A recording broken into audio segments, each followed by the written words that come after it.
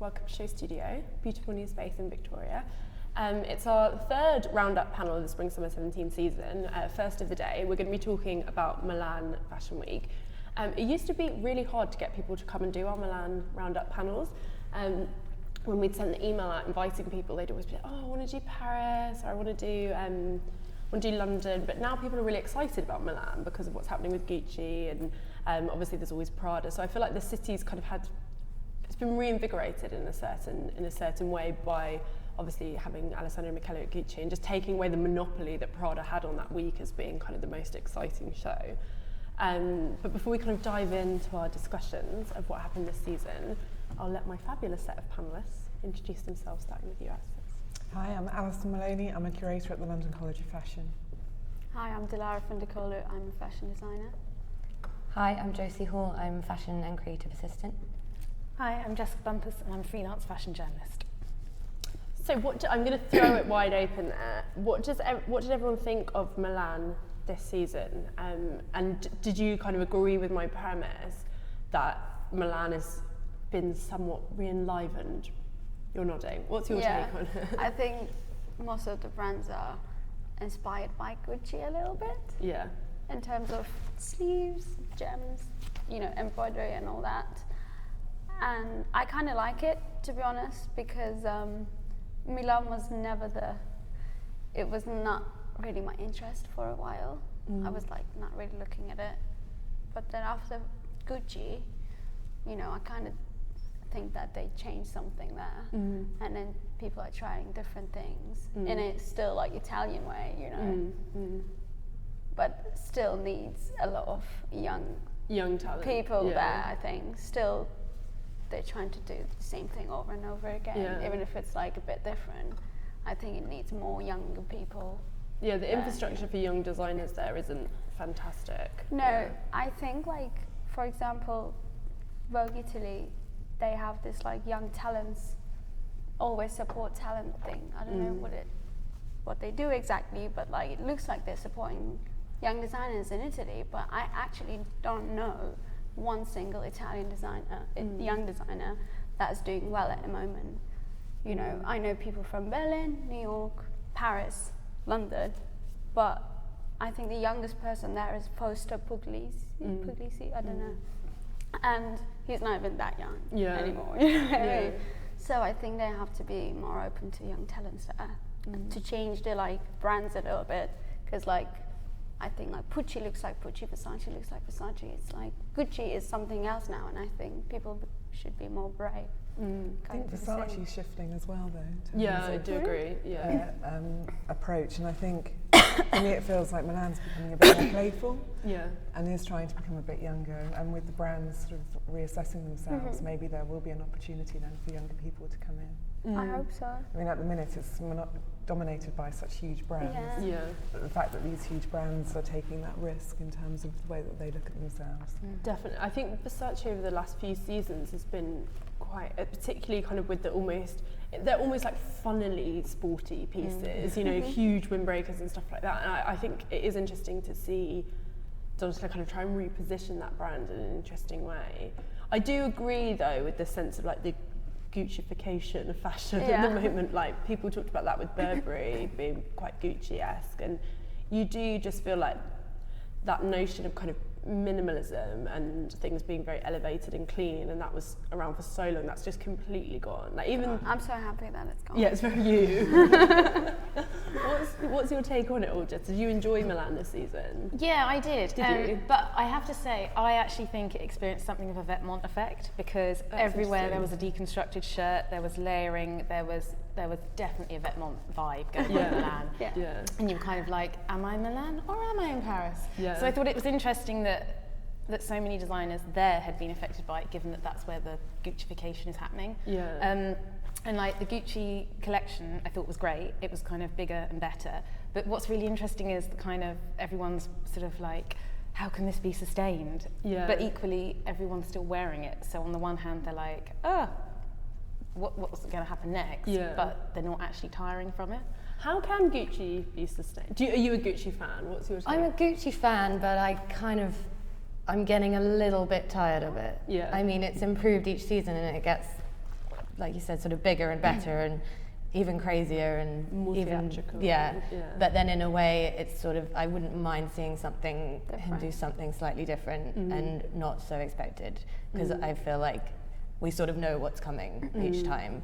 But maybe he will do soon. But then it's that hard thing, isn't it, between we, the fashion press, who are so impatient. Like 3 seasons, I'm like, I know. seen it, done it, got a t-shirt. Whereas the consumers probably, you know, they're still kind of tweaking the stores. The consumers probably just getting used to this more kind of embellished, personalised spirit. Yeah. And then we're already like, I'm kind of like that too. I'm like, oh my god, they've been doing this same collection for the last 3-4 seasons, and they all look like one collection. If you pick up like random looks from each collection and put it together, it would still look like the same collection. And I think, I don't know, I like it. I wouldn't really wear it. I have a bag, but like, I don't know, it's just maybe adds something else to it every season, rather than like working on the same kind of Baroque, like Victorian sleeves, or like denim, this embroidery, maybe like one different element. You know. Do you think that's because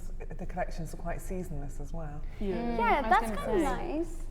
But then like when you look at all designers that has like one sort of aesthetic, they were still doing like a different concept or like theme every season. This looks to me like kind of, there's like a lot of like information in one collection, and it's like being used multiple times. I think that's the problem though, when you do something that is that like his whole ethos is doing something that's really cluttered and really eccentric and quite mishmashed, and then it's actually when that's your natural aesthetic, it's quite hard to differentiate from that season to season, because if that is what you're doing, and it tends to be all about, you know, chopping, changing, bringing this thing together and this thing together, it's not an aesthetic that lends itself to things looking particularly different. Like, there's so much in each look that it's almost it's a collection of looks rather than an aesthetic statement. That's why it's quite exciting, because every look's quite different. You don't know what's going to be the next look, but you kind of know the whole theme, but you don't know what it's going to look like really, because it's like not like a longer or shorter version of the same dress, you know. And what do we think of everything getting seasonless? Like, is that something that needed to happen? In a way, it's better for the consumer, I guess, because things don't date as fast. What's everyone's take? I mean, it's boring for us, the fashion press, in some ways, because we love a chop and a change, but I think it's a global market now, isn't there? So I think it was inevitable that it is going to become slightly more one season in that sense, from a commercial perspective. But I think then it does make it, from our perspective, looking at the collections, looking for stories and thinking about what trends might be coming through, it makes it slightly harder in that sense. Because I was interested, because I was kind of in a separate note, visiting your cultural heritage, your exhibition that you did, and I was thinking about that in the context of the shows at the moment and things getting so global and seasonless. And do you think that we're seeing less of people drawing on their own specific spaces or cultures because everyone's trying to make something more what effect is it having? I don't know. It's a big question. I think that's interesting, really interesting question in terms of how other countries are positioning themselves, and I think that it's interesting in terms of, for example, African fashion at the minute. I think there's a lot of, not wanting to place Africa, the continent, but for example at Brighton Museum they've got an exhibition of designers from 5 countries across Africa, and I think they're very much looking at their own cultural heritage and how that they can draw upon that as their unique selling point. So I don't think it's having this mass global impact so much, and I think that designers from other countries are very much looking to their own heritage, as much as, you know, big brands are now as well. Yeah, why is that you'd see it so much with this sense of Britishness, like Burberry obviously like classic example of that, but really trading on Britishness, and I kind of think that with Gucci, but it is this kind of like historical, you know, Italian, but then it's also relatively global as well. He cites, maybe I'm not sure exactly what kind of cultural heritage he cites with this. I guess it's his own obsessions and interests, and there is something very historical about a lot of it, but it's a very different thing to something like Burberry trading on kind of British aristocracy kind of history, isn't it? I think so. In terms of the heritage of Burberry, I mean, given the current climate, they might look to readdress how they position themselves. Exactly. But no, I think, you know, in terms of luxury as well, people are wanting to look for uniqueness and want to understand the craftsmanship behind it. And so I think that's when brands can reevaluate what it is that's unique about them and the crafts that they use, essentially. That's interesting. And why does everyone think we were ready for this kind of more eccentric maximalist spirit? Is it just kind of too many years of Celine? Definitely Yeah. that. Definitely. Went on for a little while with everyone. Too plain. Yeah. Fashion is not really about like super plain stuff. It's more, I mean, when you think about it, it was always about like showing off and like wearing loads of eccentric. I mean, for me, is that. And when I see people like wearing one like square cut white dress, I was like, that is not really exciting. That's not eccentric. Like, you know, what fashion actually is. Well, it's this kind of eccentricity that's back. That's interesting you use that word because it's not just about kind of maximalist dressing. It's also this idea of, and I guess it ties into sort of, you know, people often talk about Gucci and they talk about sort of gender fluidity, and which I don't actually see that much. I think the girls look very girly and the boys look like boys. But I think it does tie into this idea of being eccentric and being your own person, and maybe that sense of a uniform doesn't feel that modern anymore. Yeah, it's much more personality driven, I think. And I think obviously the great thing about Gucci is, as you say, it's like looks that are put together, so you can take bits of it, you can sort of dress up how you want to be. And I think fashion today facilitates that far more, because you're a bit like, oh, I'm one part Prada to one part Alexander Wang to one bit Celine. So it's not like, and you know, this kind of idea of trends does sort of feel outdated, I think, especially given that everyone's now changing their models of how they produce their clothes and when they're going to drop them and everything. It's like you're either that customer or you're not, or you're a bit of different ones, as opposed to being like, I have to wear pink. So, and I think that's what's really interesting about the sort of fashion model shake-up, is it's allowing essentially the brands to be as much sort of personality driven as the consumer, and be like, well, hang on, how do we want to interact with our consumer? And it's great in the sense that everything's been shaken up, so everyone can think, well, actually, I need to do it this way, that's more beneficial, as opposed to what was expected. But I think it's going to be interesting, because I think we are going to see a move back to something sort of minimalist, but because even sort of like you looked at Prada and that felt kind of a bit minimal, apart from I guess the feather boas, which I thought were amazing. But I think the great thing about Gucci is it kind of came in, did this massive blast. No one's going to get that sick of it actually, because you're either in it or you're not. And then it's going to sort of leave a bit of a void for other people to fill with something that is completely different. So yeah. And what do you kind of cited it there, the fashion model shake-up, because in a way Milan actually felt like the city hit with that the least. Like, you know, New York, lots of the big brands doing the see now, buy now. London obviously dominated by sort of Burberry, who people really associate with that model. Italy less so, but what do we all think of the kind of see now, buy now, and also this was just such a weird season in that sense, because it was so dominated by this shake-up. But I feel like oddly, it was dominated by in the run-up, and then when it was happening, you're a bit like, oh, like it felt a bit lackluster. Like I was at the Burberry store, and they revealed all the stuff, and I was like, oh, actually, that's more poignant, because like it could, you know, if I wanted to, I could buy it now. Whereas everyone sort of sitting at the show, it was like that collection was kind of almost out of date. Whereas if you're in the store, like it was. But I don't feel like yet we felt the effects of it. I think we're going to have to probably wait a little while. But it seemed to be like this big, storm around it. But then when it was happening, you were like, oh. Because I guess the point is that you do want that sort of few months where you're like, oh my God, that's the thing, that's the thing, that's the thing. And of course you don't have that. So there was no time to kind of have that build up. So I don't know, I think maybe next season we'll kind of have a better understanding of it. I think in a little while maybe we'll, like you said, kind of it will have that effect, because it's a weird idea that you have the show and then you don't have those months of like all the editorial stories and everyone being sort of building up to when it comes out, and then you finally sort of see it in the store and you've been waiting so long, but you've just seen it in the magazine, and if you lose that, then it's it almost seems like a weird thing to then shoot it and, you know, have all these stories out, and it might even feel dated then, because it's like, well, that's almost last season now, even though it's this season. but if it's sort of been and gone in the shops. But do you think people associate waiting with luxury anymore? I wonder if especially a younger consumer, if it's rather than them looking at those magazines and seeing the pieces be shot and feel inspired, they're looking and being like, well, I've seen it too much now, I don't want it. I can't work out. I think the definition of luxury is definitely going to change in like the next 10 years. I think that's what's really interesting, because we've got kind of the I mean, I know that it's very expensive, but obviously that has like a real sort of Insta following. But then there's kind of the old guard of fashion who are very used to, shooting stuff, So it's this amazing time of flux where you've got all these different age groups and generations and modes all kind of coming at once. So, but I think luxury definitely what that means and how that plays out. Yeah. I mean, I think with the young people, it's almost for those who aren't ever going to buy the real thing. It's almost like Vetements shows, and then 2 weeks later Zara have the hoodies, so that's what they're going for. So in a way, it's see now, buy now for them. It always has been. Yeah, that's very true.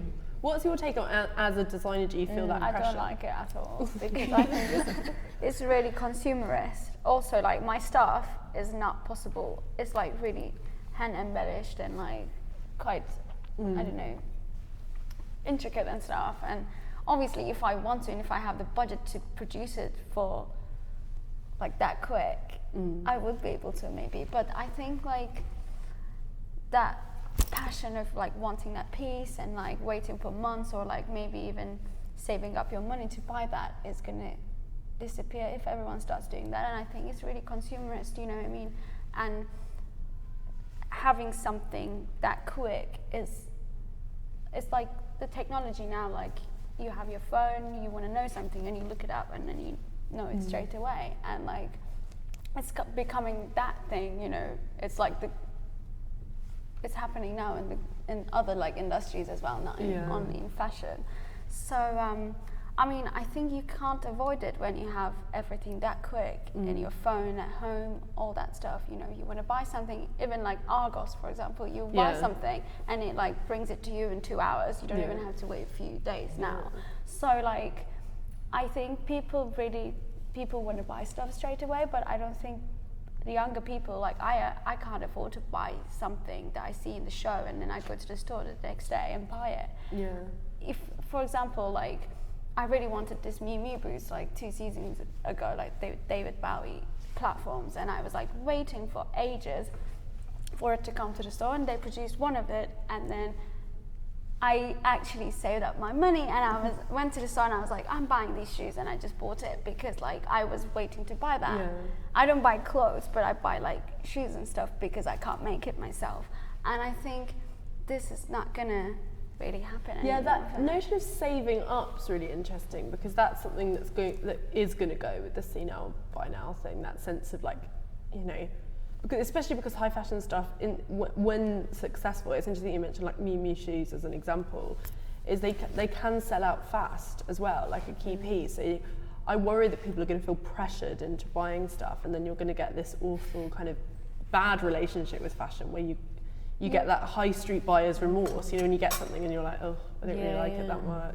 Yeah, it happened with Moschino when they first did that collection with Jeremy Scott. They did those like McDonald's stuff, and it was in Colette after they went on the catwalk, or before, I think, or something.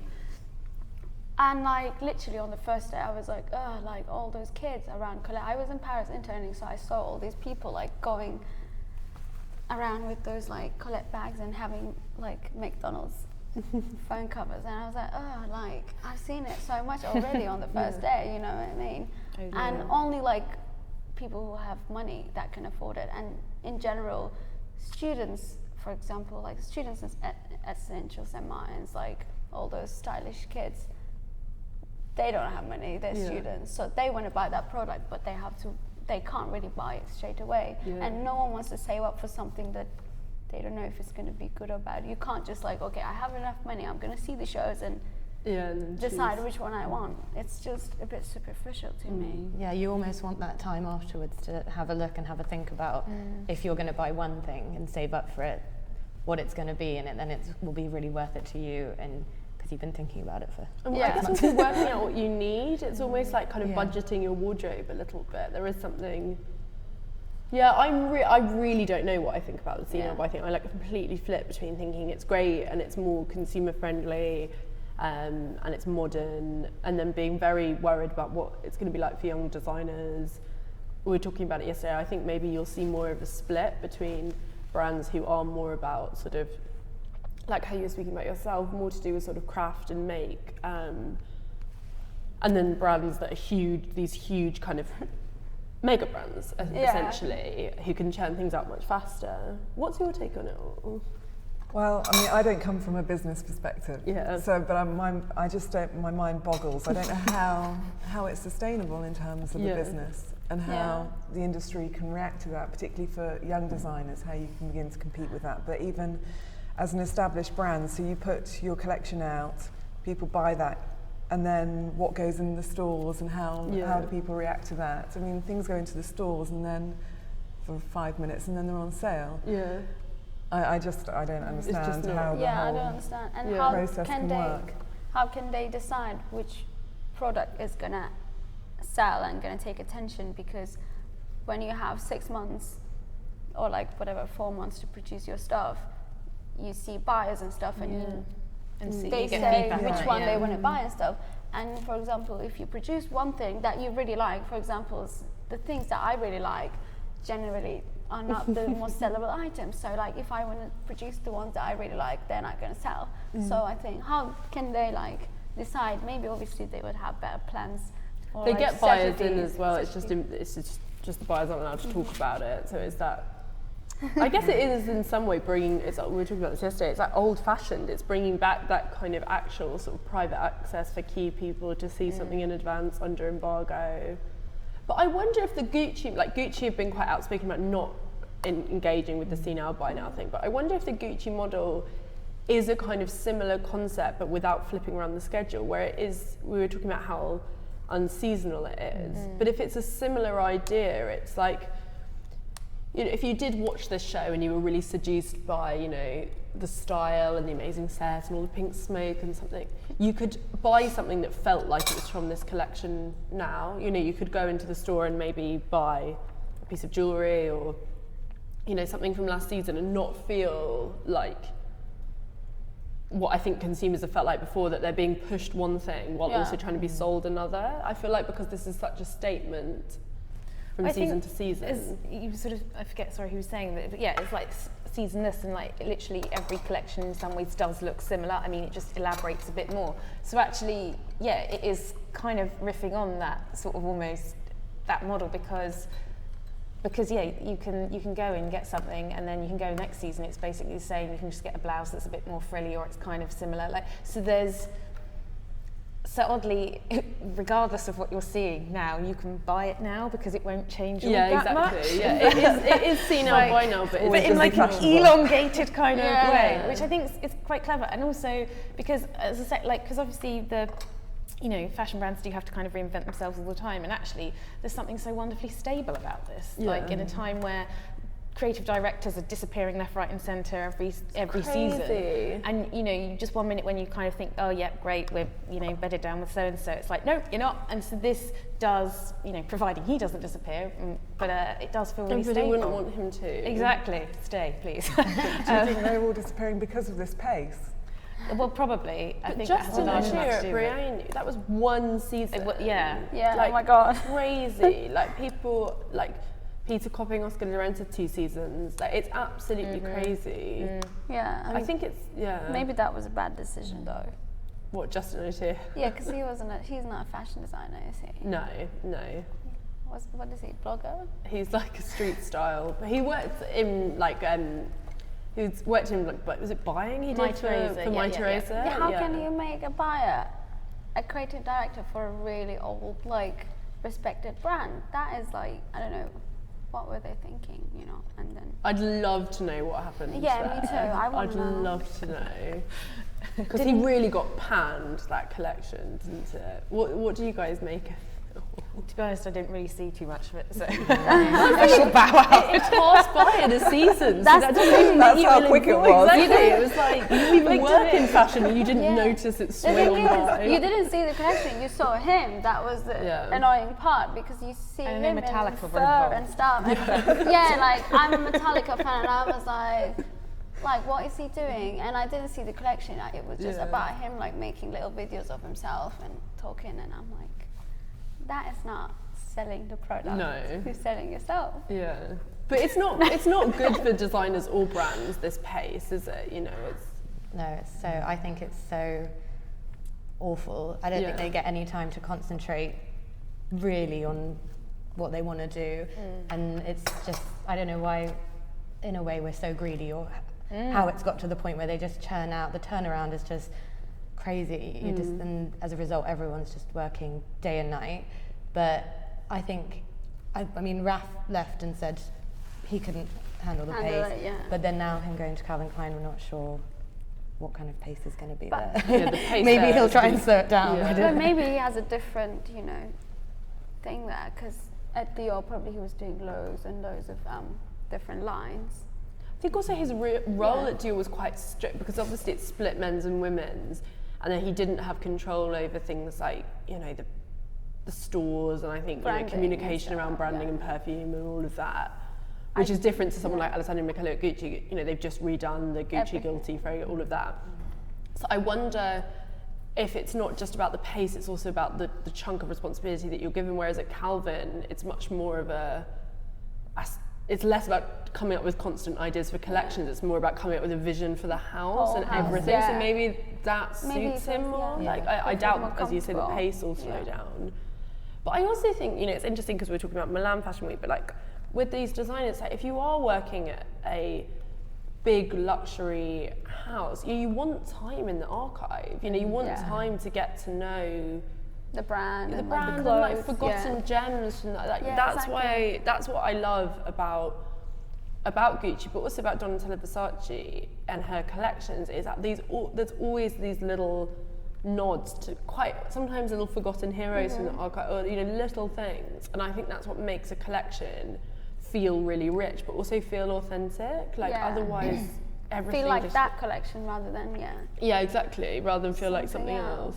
Yeah. Like Prada I thought that particularly for this season as well, like so amazing at referencing herself, and Yeah. that's what makes it so good. Like particularly, I really thought that with this collection with some of the prints. And then if you're throwing a new designer into that house who didn't make the work themselves, so they can't self-reference, they have to get to grips with everything, and then you kick them out 2 seasons later. It just But the good thing about going into a big brand is like you have the access to that archive, Yeah. and like all those amazingly made pieces, and any designer that goes to a big house has. I think most of them probably doing that, and I think it's amazing. Avoiding that would be a shame, Yeah. But it takes time. Like there was the famous example with Nicolas Casquier when he was at Balenciaga, like not having good proper access to the archive. It takes Really? time. Yeah, it takes time. Often they're not, it just takes time, doesn't I it, to don't get know to that. grips. Like I think it's something that To find their sort of voice in the house. Yeah, exactly. Find what the pieces that speak to them. Yeah, what they're taking from the kind of heritage of the house, and then what they're trying to show people and the new angle that it's going. It definitely takes a while, and I think there's so much pressure on them to get it right, because the critics are just very dismissive sometimes. I think when someone's in that position, it's almost more difficult than having your own thing or studying your own thing. Yeah. But yeah, it's a lot of pressure on Such people. pressure. It's always the first season of like every designer going into a big house is always a bit like. It's almost like you need to come back 3 seasons later and just like Yeah, ignore it, let them get on with it, exactly. and then come back, because Yeah. that's when you'll actually get sort of some semblance of what they're doing. What did everyone make of this Prada show? I really loved it. Did you? liked it. Why did you like it? I like the quite sort of nerdy librarian aesthetic, which appeals to my sensibility. Some of it. But it was this kind of fetish librarian. wasn't Yeah. it? She was like, I imagine her like sitting at her desk, but also Well, like, Prada never goes wrong, really, do they? So Yeah. no. I like the slowness as well, in terms of that this isn't.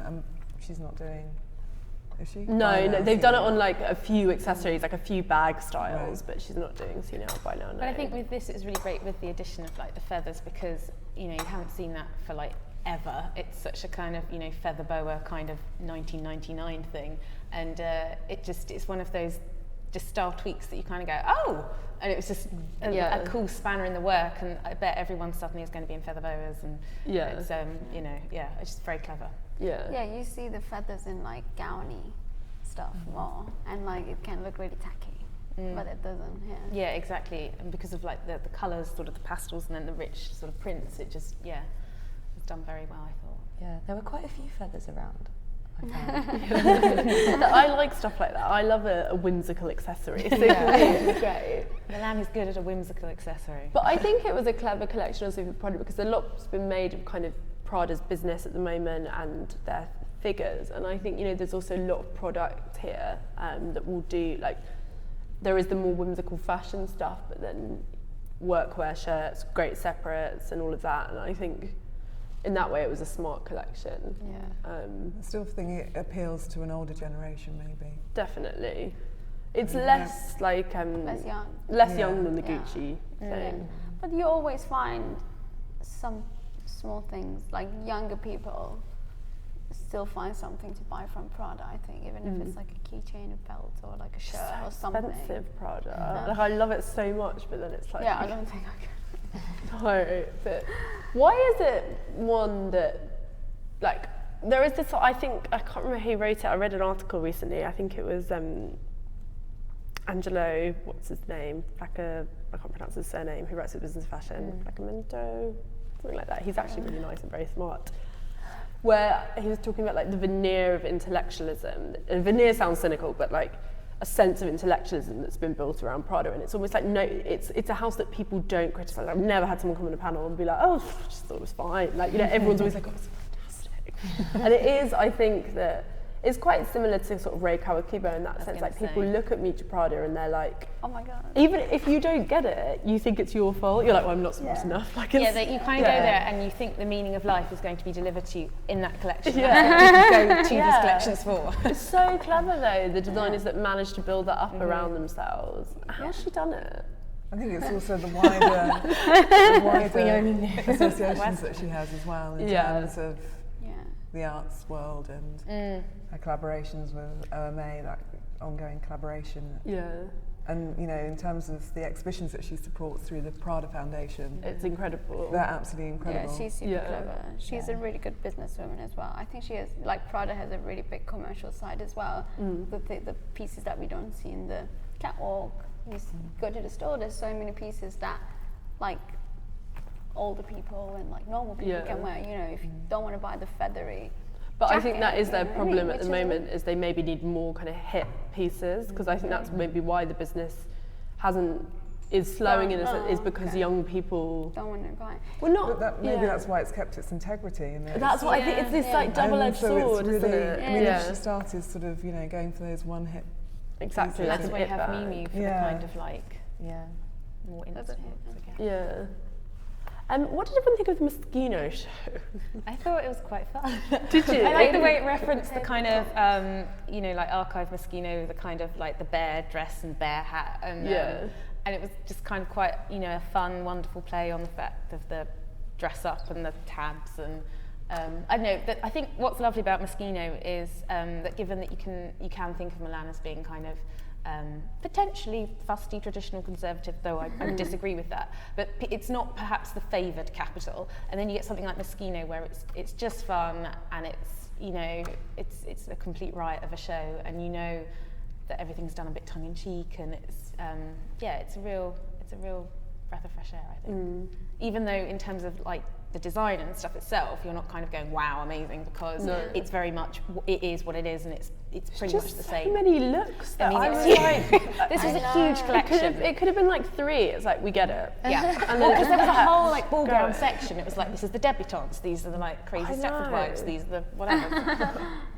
What did everyone else? This is very you. I thought it was quite fun. Did you? Why not? Amongst the rest of it all, it's just, you got to take it with a pinch of salt, and it is who he is and what he does, but it's just, I don't know, it's humor, it's funny. Yeah. And it's obviously not sort of fashion in terms of necessarily wearable, but you know, it's just a bit of fun amongst a kind of, like what you said, I think.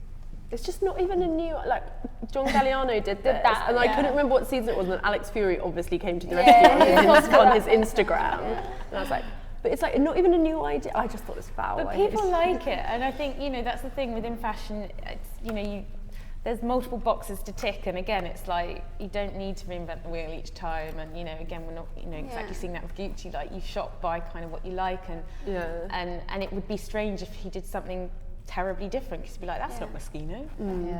And in a kind of, you know, bearing in mind we've had like New Rave House of Holland, it's kind of like takes that element but puts it, I don't know, it's kind of, It's just that we did a panel about Moschino, we were talking about how it's kind of lost the political bent that Moschino used to have as a house that was about kind of social commentary on consumerism, and maybe that is what he was doing with all that McDonald's stuff, but I just think maybe it's now more facile than it is punchy. I don't know, what's your take on? You're obviously a huge fan of this collection, very you. Very me. I mean, in terms of putting the brand back on the map, I think it's kind of incredible what he's done in that sense. I think in terms of the commentary and the political commentary, I think certainly he's commenting on consumerism with his McDonald's collection, but maybe it is in a much more playful and less intellectual way, maybe it's more blatant. And then his Barbie doll collection as well, which was, you know, quite, I mean, shocking in a sense in terms of feminist perspectives, but then, you know, I think I always feel with what he's doing that he's in on the joke, and that we're all in on the joke, and that this is imagery that young girls are fed anyway, and that it's kind of playing on all of that. So I think there is an underlying political... it was funny when he was called out for doing something that was so offensive to women, when you look at every runway and it's like these 15-year-old skinny girls and everyone acts like that's fine, and then someone puts Barbie on it and we're like, an unrealistic body shape. It is kind of amusing. And that everyone grew up with. You know, I have, you know, 2 young girls, and, you know, Barbies are still being sold, and you know, it's difficult to get that sort of balance in that sense, and I think that he's just commenting on what he kind of does like a sort of hyper pastiche, and with this, like the invite was kind of like some capsule kind of medication pills, and then the idea as well with the model tabs, that everyone was like, the models are literally the models, they're the templates, so it kind of was picking up on that element of like instant gratification that we're, you know, experiencing, and then kind of putting it, you know, with more elaborate pieces or kind of more old world grandeur, I guess, and that idea of debutante dresses. And so I mean, there were quite a lot of different ideas and a train of thread, but you could kind of follow it along the way. What else caught our fancy? Bottega Veneta went down very well with everyone. Obviously it was the anniversary show, and a good model moment. What was it? Did you like Bottega? Yeah, I thought it was beautiful. I always think Bottega's, you know, really epitomises luxury. And this collection was beautifully paced. It really kind of celebrated everything the house is, and a great model lineup. And it was a really, really, really lovely show, and it felt, you know, rich beyond belief, and like the colours of everything, you sort of got them in blocks. So well done, Mr. Thomas Meyer. The interesting thing with Bottega, though, because it is this kind of, it's all about discreet luxury as a house, you know, labelless luxury, but then obviously with the shows, they just have that little twist because it is Katie Grand who styles it and works on it, so you get those kind of big girls. So it's kind of two very different perspectives, because Katie, you know, you think of her and you think, you know, quite outlandish, great, you know, big famous models, like really reveling in fashion, which is kind of the opposite of Bottega. So those kind of two sensibilities, I think in the context of a catwalk show, come together really well. And I think that shows obviously the key to his success as well, because it sort of traverses all those different worlds, because the clothes themselves are just kind of so wonderfully made and so just luxe, that they can... The shows could get a bit lofty, you know, they could feel a bit flat, and they don't. They always feel very... But no, that was It was great. And what about Fendi, Jill Sander? Was there anything else that struck everyone's fancy? Philip Klein? Fine. I don't Hold know on what tight. he's done. I don't know what he's done, but he became really successful and he's so rich. So rich. Why is he so rich? Like that I know. They spend so much money on the shows. And yeah, he like Chris Brown sang, and who sang? Oh, Fergie. Fergie. Oh yeah. my God! Like, where that money comes from? I don't know. What does he do? Like, This is just what people want. it's definitely what I Italian. don't want. But it's huge. It's He's so made big. so much money. He's taken New York by storm now, isn't he? Apparently, that's what he next declared job. at the show. Is like, so Big Apple, get ready. But everyone wears something. Like, I mean, not around me. Like, I think I get to football meet players. anyone that wears Philip Klein. Anyone who wears Philip The Klein. thing is, I know someone. My brother. Really? I'm Turkish. Yeah, my brother's like, he's really good friends with football players and We're gonna stuff see in Philip Turkey. then. And like, they are all crazy about this brand, and they are the people who have money, and Yeah. they wear it all the time. They like it because it has skulls. It has this like edgy part of it. They think because it Yeah. has like a diamante skull piece at the back, and like. They love it, and it's expensive, so they think it's really amazing. You know, they Yeah. think it's like this brand, but like, I have never heard about it. I thought it was just like a. We talk about like Tacky brand. offensive portrayal. It's quite you actually today though. Look with your silver. Yeah, I'm wearing full Philip Klein. Yeah. Look, number 22. That's you. He dressed me for today. But we talk about like offensive portrayals of women. And it's like Jesus Christ. I don't know who's doing the The styling. shows are amazing though. Whenever I go to the men's Philip Klein ones, not the women's. I feel like I'm like Louis Theroux. Like it's amazing, and they spend so much money on them. Like one of them had like there was like Fairground. skateboarders like flying through the air. Like Lil Wayne performed and then got really angry because people weren't applauding enough and like stormed off. It was the weirdest thing ever. Oh my God. And it even makes like a Versace show look quite refined. You Yeah. know, you're like, It oh, makes this is really everything look elegant. Yeah, it's insane. I don't know what he's done, but I just want to like meet him and ask him, can you please give me the secret to earn that much money? That's why I want to. Because he's a young brand too. Yeah. I don't know how long he has been doing this business, but I don't know. I found out about it like 2 years ago or something. Was that the Carla and the Rita Ora show? I think that's when it suddenly got on the map. But then he started with a big show with a famous person Yeah. already. Like, I don't know. He probably is rich from before or something. I don't know. And he constantly posts pictures of his like apartments. I just bought a new house in New York, and it's like this fucking mansion or whatever. And You're upset. You need to go work with him. You found your calling. I'm going to be the creative director. I'm announcing from here. Yeah. This is your formal application. So was it a strong Milan then? I do feel like we talked about it already, there are like houses that are piquing people's interest that maybe weren't for a while. Like Fendi is actually another good example of this, we haven't talked about it, but I feel like Fendi's having a kind of moment that people are excited about again, they're looking into that show. Feels like a lot of the brands are getting people excited. I think it is that Gucci effect. I really like D Squared, I'm not going to lie. Do you love these guys? Yeah, I told these guys downstairs before, I really liked it. They've made these like big puffy sleeves and like bows and like embroidery. I really like it. I would wear it, and like they have really nice corsets and stuff. Like that leopard bodysuit, I love that. But the thing is, like people are snooty about D Squared, but if you put that first look on a table and said that's Gucci, people would believe you. Yeah. That's why I said like people are really inspired by it. I think they're like, Yeah. oh, let's look at some Baroque or like.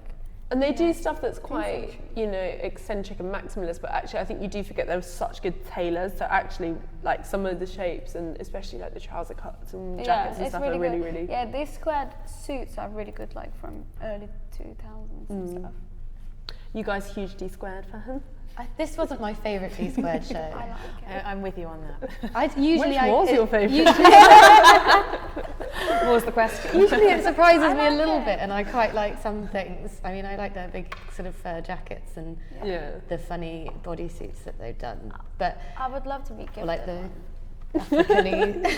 You're like, I want a D Squared to dress me and I want to work at Philip Klein over and Yes. It felt a little bit messy to me, and then it's a lot of the same thing in this one going. But I don't know, it feels a bit like a sheesh with long van and a bit of a mix of things. But it's not the squared at all. If you like show me those 3 looks, I would be like, yeah, long one. Yeah, exactly. Yeah.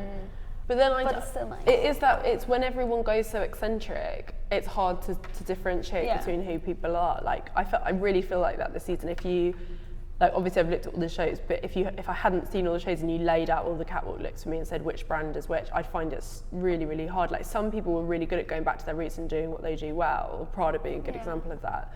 But others, because of this kind of maximalism thing, it's just impossible. Just get inspired by, I mean, there's still some elements of, like, you know, that army kind of buttons and leopard and stuff. It's still a bit squared, but, you know, it is massively inspired by. Yeah.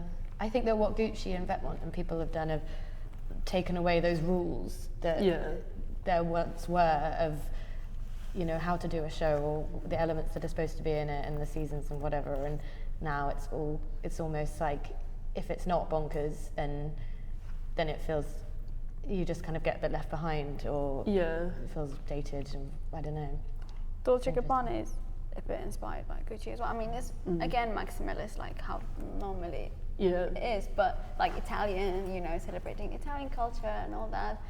But it has the same kind of sleevey corseted I stuff. just think it is that thing of I think you're really right what you said. This traditional idea of putting together a show has gone in that way. So now they're much more about being marketing events. They're much more about being fun and, you know, Instagrammable moments, which often translates to gimmicks. And I think that sense of doing something that takes time to digest or is a bit slow just maybe doesn't.